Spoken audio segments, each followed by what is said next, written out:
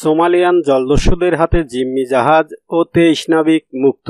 Somalian জলদস্যুদের হাতে জিম্মি থাকা বাংলাদেশি জাহাজ এমভি আবদুল্লাহ ও জাহাজটিতে থাকা ২৩ নাবিক মুক্ত হয়েছেন। ৩১ দিন পর মুক্তি পেলেন তারা। নাবিকরা সুস্থ আছেন।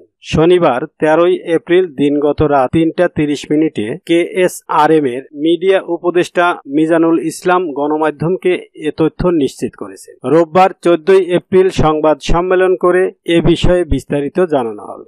জানা গেছে, জলদস্যুদের দাবি অনুযায়ী মুক্তিপণ নিয়ে একটি বিমান বাংলাদেশ সময় শনিবার বিকেলে জিম্মি জাহাজের উপর চক্কর দেয়। এ সময় জাহাজের উপরে ২৩ নাবিক অক্ষত থাকার বিষয়টি নিশ্চিত হয়। এরপর বিমান থেকে ডলার ভর্তি ৩টি ব্যাগ সাগরে ফেলে দেওয়া হয়। স্পিডবোট দিয়ে এসব ব্যাগ জলদস্যুরা কুড়িয়ে নেয়।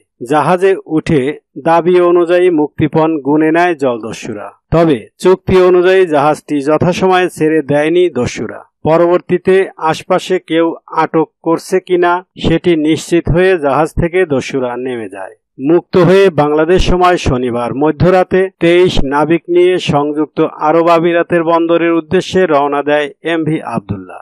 যদিও মুক্তিপণ কত এবং কিভাবে দেওয়া হয়েছে সেটি নিয়ে মন্তব্য করতে রাজি হননি জাহাজের মালিকপক্ষের কোনো কর্মকর্তা।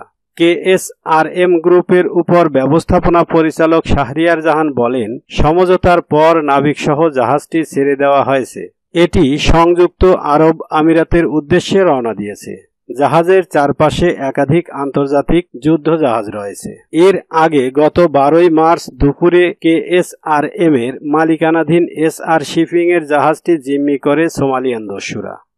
সেখানে থাকা ২৩ নাবিককে একটি ক্যাবিনে আটক রাখা হয়।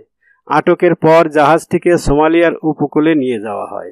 ৫৮,০০০ মেট্রিক টন কয়লা নিয়ে গত ৪ মার্চ আফ্রিকার মোজাম্বিকের মাপুটো বন্দর থেকে যাত্রা শুরু করে এমভি আবদুল্লাহ।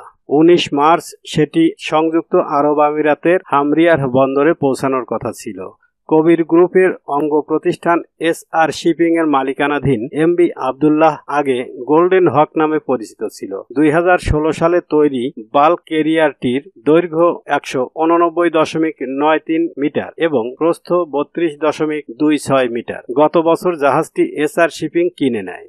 বিভিন্ন ধরনের পণ্য নিয়ে আন্তর্জাতিক রুটে চলাচলকারী এরকম মোট ৩২টি জাহাজ আছে কবির গ্রুপের বহরে। ২০১০ সালের ডিসেম্বরে আরব সাগরে সোমালি দস্যুদের কবলে পড়েছিল বাংলাদেশি জাহাজ জাহানমণি। ওই সময় জাহাজের ২৫ নাবিক এবং প্রধান প্রকৌশলীর স্ত্রীকে জিম্মি করা হয়। নানাভাবে চেষ্টার পর ১০০ দিনের চেষ্টায় জলদস্যুদের কবল থেকে মুক্তি পান তারা।